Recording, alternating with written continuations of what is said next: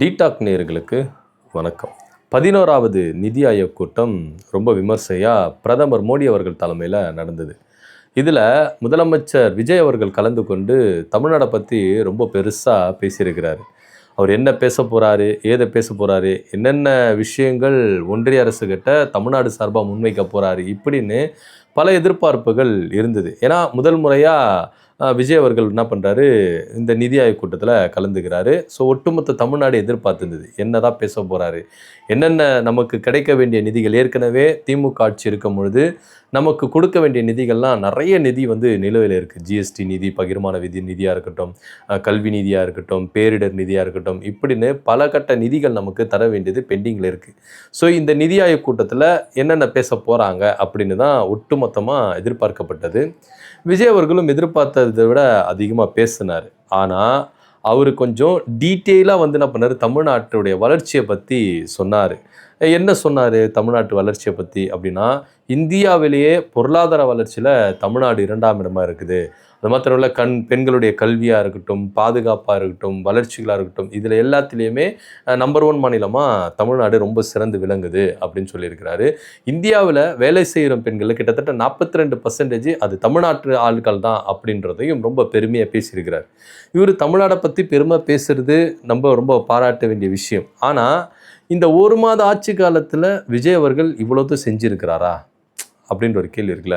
So இப்போ இது யார் செஞ்சது? விஜய் அவர்கள் அடுக்கடுக்காக தமிழ்நாட்டு வளர்ச்சியை பற்றியும் தமிழ்நாட்டு சிறப்பை பற்றியும் அந்த அளவுக்கு பேசுகிறாரே, இது யார் செஞ்சது அப்படின்னு பார்த்தீங்கன்னா, இதுக்கு முந்தைய அரசு இருந்த திமுக அரசு தான் என்ன பண்ணியிருக்காங்க, இது எல்லாத்தையும் செஞ்சுருக்கிறாங்க. பொருளாதார வளர்ச்சியாக இருக்கட்டும், $1 trillion அவங்க அச்சீவ்மெண்ட் வச்சு ஒவ்வொரு பொருளாதார அந்த முதலீடுகளை ஈர்க்கிறதா இருக்கட்டும், பொருளாதார டபுள் டிஜிட்டில் கொண்டு வந்தது, கல்வியில் சிறந்து விளங்குது, பெண்களுக்கு முக்கியத்துவம் கொடுக்கறது, சுய உதவிக்குழுக்களை சிறந்து விளங்குது, இந்த மாதிரி ஒவ்வொரு விஷயங்களையும் திமுக அரசு பார்த்து என்ன பண்ணாங்க, தமிழ்நாட்டுக்கு செஞ்சாங்க. ஸோ இந்த விஷயத்தை தான் விஜய் அவர்கள் தமிழ்நாடு இந்த அளவுக்கு ஒரு சிறப்பு மிக்க ஒரு நாடாக இருக்குது, வளர்ச்சி அடைந்த ஒரு நாடாக இருக்குது அப்படின்னு சொல்லியிருக்கிறாரு. இது திமுக சைட்லேருந்து பயங்கரமான எதிரொலிச்சிருக்குது.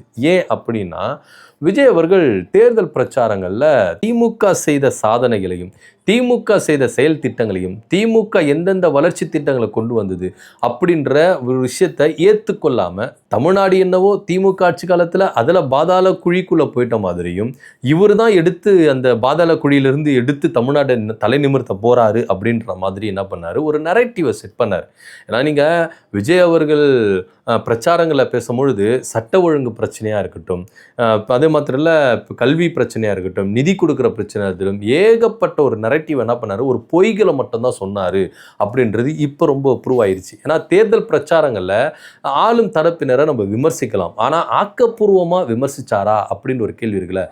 மக்களை திசை திருப்புற அளவுக்கு டிசைனாக என்ன பண்ணார், பொய்களை கட்ட விழிச்சார். சட்ட ஒழுங்கு பிரச்சனை இல்லை, பெண்களுக்கு பாதுகாப்பு இல்லை, குழந்தைகளுக்கு பாதுகாப்பு இல்லை, அப்படி இப்படின்னு சொன்னார். ஆனால் இன்னைக்கு விஜய் அவர்களுடைய ஆட்சியில் அவர் என்ன சொல்கிறாரு அப்படின்னா, பெண்களுக்கு பாதுகாப்பு இல்லை, குழந்தைகளுக்கு பாதுகாப்பு இல்லை அப்படின்றது சட்ட ஒழுங்கு பிரச்சனை கிடையாது, தனிநபர் ஒழுக்கம் தான் அப்படின்னு இப்போ அவர் முதலமைச்சராக இருக்கும்போது சொல்கிறார். ஆனால் அப்போது கட்சி ஆரம்பிக்கும் பொழுது தேர்தல் பிரச்சாரங்கள் என்ன சொன்னார்னா, இது சட்ட ஒழுங்கு பிரச்சனை தான் அப்படின்னு சொன்னார். திமுக ஆட்சியில் செஞ்சால் அது சட்ட ஒழுங்கு பிரச்சனை, விஜய் ஆட்சியில் செஞ்சால் அது தனிநபர் ஒழுங்கு அப்படின்னு சொல்கிறதுல எந்த விதத்தில் நியாயம் மிஸ்டர் சிஎம் சார் அவர்களே சொல்லுங்க அப்படின்னு தான் திமுக சைட்லேருந்து சொல்லிக்கிட்டு இருக்காங்க. அது மாத்திரம் இல்லாமல் தொடர்ச்சியாக திமுக தமிழ்நாட்டில் ஒவ்வொரு திட்டங்களையும் எப்படி பார்த்து இங்கே கொண்டு வந்து தமிழ்நாடை ஒரு லெவலில் கொண்டு போயிட்டு நிப்பாட்டியிருக்காங்க. இன்றைக்கி இந்தியாவிலேயே நீங்கள் தமிழ்நாடை எடுத்துக்கிட்டிங்கன்னா எல்லாருமே தமிழ்நாடை பார்த்து தான் அப்படியே காப்பி பேஸ்ட் பண்ணுறாங்க அப்படின்றது தொடர்ச்சியாக நம்ம என்ன பண்ணுறோம், பார்த்துக்கிட்டு இருக்கோம். ஏன் அப்படின்னு பார்த்தீங்கன்னா,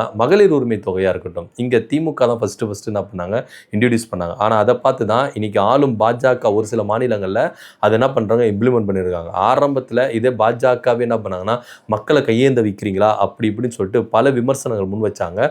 இந்த திட்டத்தை என்ன பண்ணாங்க, எதிர்த்தாங்க. ஆனால் இன்னைக்கு பல மாநிலங்களில் ஆளும் பாஜக மாநிலங்கள்லேயே இந்த திட்டத்தை சொல்லி தான் என்ன பண்ணியிருக்கிறாங்க, ஆட்சிகளை பிடிச்சிருக்கிறாங்க. அடுத்தபடியாக மகளிர் விடியல் பயணம், இதை கூட நிறைய மாநிலங்களில் காங்கிரஸாக இருக்கட்டும், அதே போல் பாஜகவாக இருக்கட்டும், இல்லை மற்ற எந்த கட்சிகளாக இருக்கட்டும், இந்த ஒரு விஷயத்தை கையில் எடுத்து நம்ம வாக்குறுதிகளை கொடுத்து என்ன பண்ணாங்கன்னா ஆட்சியை பிடிச்சிருக்கிறாங்க. ஸோ ஒட்டு மொத்தமாக நீங்கள் எடுத்துக்கிட்டீங்கன்னா இந்த கல்வி ஸ்ட்ரக்சர் இருக்குல்ல, இது எல்லாமே சுகாதாரத்தில், வேலை வாய்ப்பில் எல்லாத்தையும் தமிழ்நாடை பார்த்து அப்படியே காப்பி பேஸ்ட் பண்ணுறாங்க அப்படின்றதுல எந்த வித மாற்று கருத்தும் இல்லை.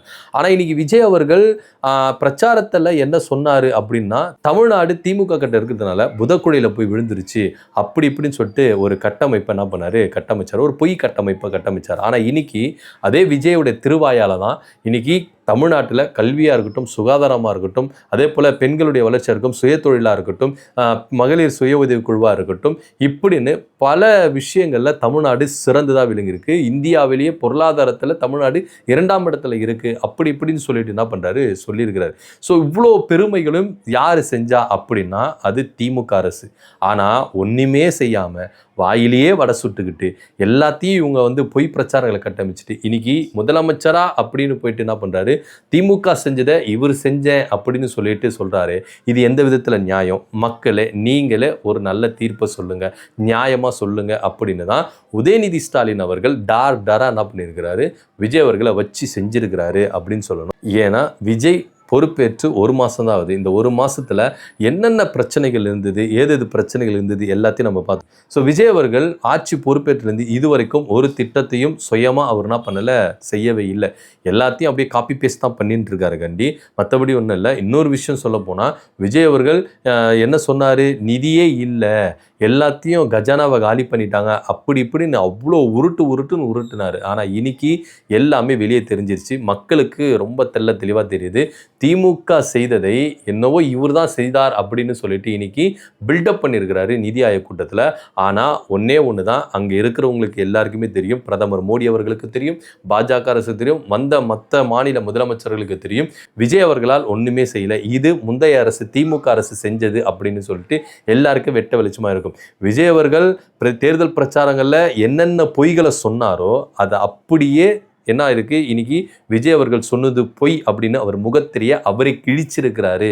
அப்படிதான் நம்ம இங்க பார்க்கணும். ஏன்னா இது முழுக்க திமுக செஞ்ச காரியம், திமுகவால் உருவாக்கப்பட்ட விஷயம் அப்படின்னு தான் உதயநிதி ஸ்டாலின் அவர்கள் என்ன சொல்றாருன்னா, சோஃபா மாடல் அரசுக்கு என்ன தெரியும், நாங்க செஞ்சதை அவங்க செஞ்சாங்க அப்படின்ற மாதிரி சொல்றாங்களே, இது யாரு செஞ்சது, சோஃபா மாடல் ஆட்சியா இல்லை திராவிட மாடல் ஆட்சியா அப்படின்ற ஒரு கேள்வியும் கேட்டிருக்காரு. உண்மையிலேயே விஜய் அவர்கள் நிதி ஆயோக் கூட்டத்தில் தமிழ்நாட்டின் சிறப்பை பற்றி அடுக்கடுக்கா புட்டு வச்சார்ல, எல்லாருக்கு மத்தியிலும் தமிழ்நாடு பெருமையா இருக்குன்னு சொல்லிட்டு விஜய் அவர்கள் ரொம்ப பெருமையா பேசினார்ல, இந்த பெருமைக்கு யார் காரணம், விஜயா இல்ல மு க ஸ்டாலினா? நீங்க என்ன கீழே கமெண்ட் பண்ணுங்க. நன்றி, வணக்கம்.